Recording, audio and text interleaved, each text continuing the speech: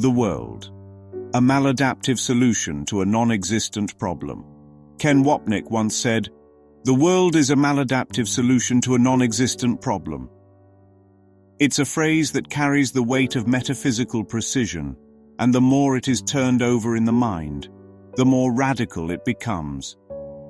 To grasp it fully requires first looking at what maladaptive means. Something maladaptive doesn't merely fail to solve a problem, it creates new problems by the very attempt. It's like trying to quench thirst with seawater. The effort to resolve the lack only deepens the lack. The ego made a world to solve what it told us was the greatest danger, God's wrath. Yet in making this solution, it guaranteed suffering, limitation, and death. Bodies were supposed to protect us, but bodies age, sicken, and die. Time was supposed to shield us, but time always runs out. Every form of solution the ego offers carries the guarantee of failure. That is maladaptive, the problem that never was. But what makes this phrase devastatingly clear is the second half. The problem doesn't exist. The supposed problem was separation from God, as if a perfect oneness could fracture into parts. The Course calls this the tiny mad idea. Tiny because it had no real consequence. Mad because it claimed the impossible was possible. And yet, instead of laughing at the absurdity, the mind took it seriously. The ego whispers, "You broke away from God. He is furious. You will be punished." And the ego builds an entire cosmos to hide in, a theater of distraction where guilt can be projected outward and never questioned inward. But the terrible irony is that the world's very existence seems to prove the problem. If there are bodies, then there must be separation. If there is conflict, then sin must be real. If there is death, then surely we have offended the author of life. The mind forgets it made the whole thing. Why we must first see the problem. A paradox emerges. Before realizing there is no problem, one must first admit there seems to be one. This is why A Course in Miracles begins not with pure oneness, but with the language of forgiveness. Unless the illusion of sin and guilt is exposed as a belief, the mind cannot laugh at it. Only by saying, "Yes, I believe there is a problem," can the next step be taken. But now I see it is not real. This is where the decision maker enters. The decision maker is the hidden part of the mind, the one that chose the ego over the Holy Spirit. The ego never wants us to find this place because it's where the entire game unravels. If the mind sees it chose wrongly, it can choose again. That is the deepest terror of the ego, that its seeming power evaporates once choice is recognized. The original ontological spoiled brat. Consider what the attack on God really means. The child who stamps a foot and says, "I don't love you, Mummy. I'll find a new family," has not changed who their parents are. Yet that is exactly what the mind did. It announced to God, "You are not enough. I want more." The more became specialness, individuality, possession, relationships, uniqueness. The ego says, "God's kingdom is boring. Look at my world of yachts, skyscrapers, space travel, and TikTok." But this is the ontological tantrum of the spoiled brat.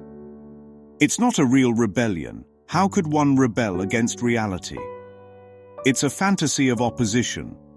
And because ideas leave not their source, the fantasy remains in the mind. That is why the world itself is an attack on God, a symbol of the belief that love was rejected, that oneness was shattered. The veil of forgetfulness. The moment the ego thought of separation, it sought to flee its own thought.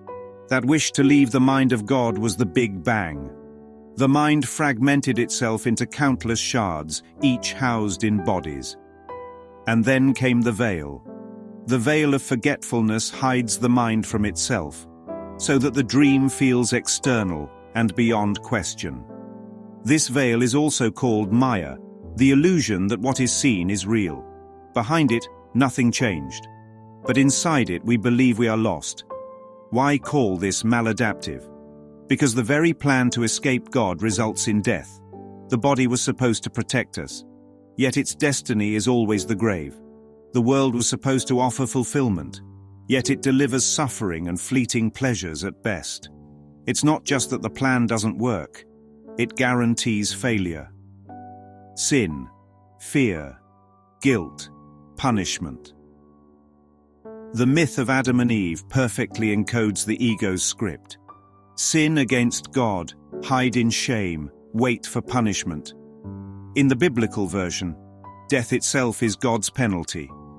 You ate of the tree, so you must die. In the ego's universe, everything is built upon that assumption. We sinned. God is angry. We will be destroyed. That is why the world is soaked in fear.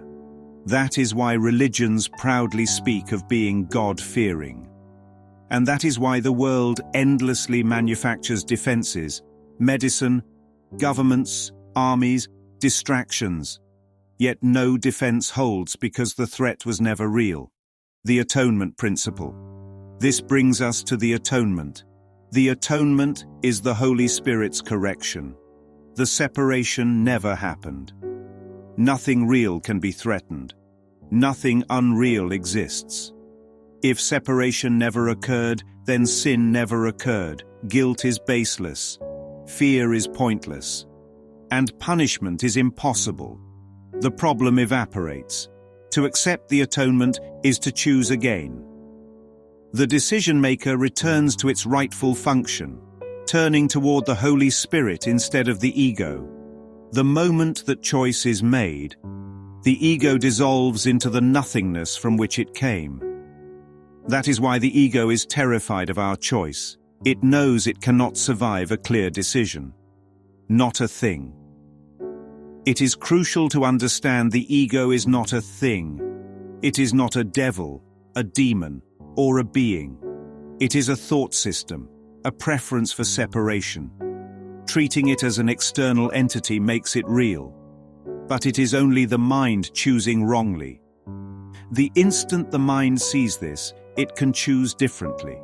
The only life. What the ego calls life is a shabby substitute for true life. 70 years of struggle.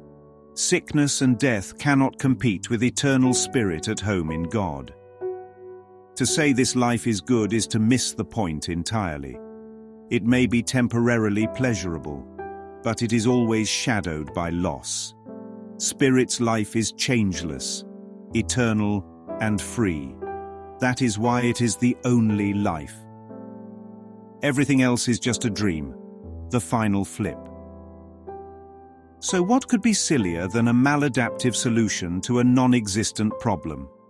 Imagine building an entire emergency bunker to escape a dragon, only to find there never was a dragon. Imagine then discovering the bunker is collapsing on you. That is the world. The Course teaches us to laugh at this, not to trivialize suffering, but to recognize its source was never real. And in that laughter, we glimpse release. No problem, no need for a solution, no separation, no ego, no world, no body, only the eternal love of God, in which nothing ever went wrong, no chaser addendum, choiceless awareness and the kill switch. What always works versus what never will. What always works is recognition. The separation never happened. What never will work is repair, fixing effects inside a dream to cure a cause that does not exist. Recognition ends the loop in a breath. Repair institutionalizes the loop and calls it progress. Maladaptation, defined like a surgeon. A maladaptation is not neutral failure. It is an anti-cure that extends the disease by offering symptomatic relief while preserving its imaginary cause. The world is seawater for thirst, a thermostat that starts a fire, an oxygen mask that quietly siphons oxygen. Every win purchased in form increases the hidden principle of guilt. The ego's supply chain. Audit it. Sin, guilt, fear, defense, attack, specialness, scarcity, more sin. Break any link by refusing its premise, and the chain collapses. The cleanest break is at the front. Deny sin. Not by denial of behavior, but by denial of metaphysics. No separation, therefore no sin. Genesis as origin myth of guilt. Decoded. Eat, hide, fear, punish, exile, and die. That is the arc the ego needs believed. The Holy Spirit's counter-reading is simple. Nothing happened to love. Nothing can. The voice of God walking in the garden evokes not a warden searching inmates, but sanity calling to a sleeping mind. Specialness as a counterfeit kingdom. A kingdom of specialness is any economy in which worth is measured in contrast. Status, roles, possessions, grievances, and private scripts are its currency. Its central bank is the belief God is not enough. The interest charged is anxiety. The collateral is peace. The foreclosure is death. The decision maker, the hidden monarch. The ego's greatest con is not its brutality, but its concealment of the chooser. Once the choosing mind is owned, the con is finished. Choice recognized is ego euthanasia. The so-called freedom to choose between illusions is not freedom. It is franchise membership in a mall of repeating stores. Choiceless awareness. The straight line.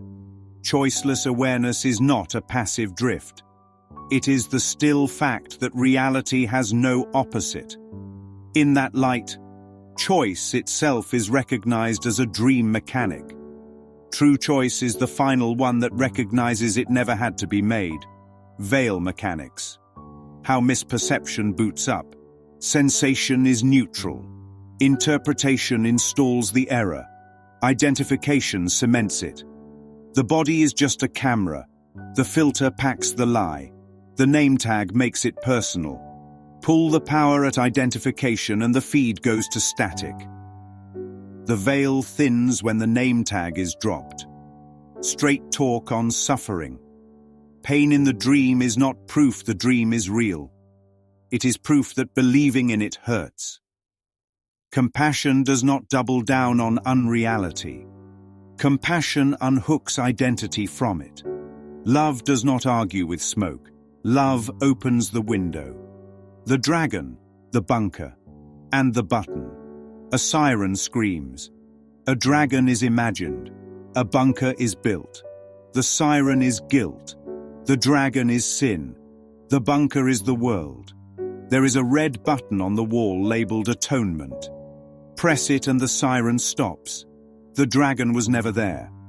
And the bunker is revealed as a child's blanket fort under a table. The only cost is the end of make-believe.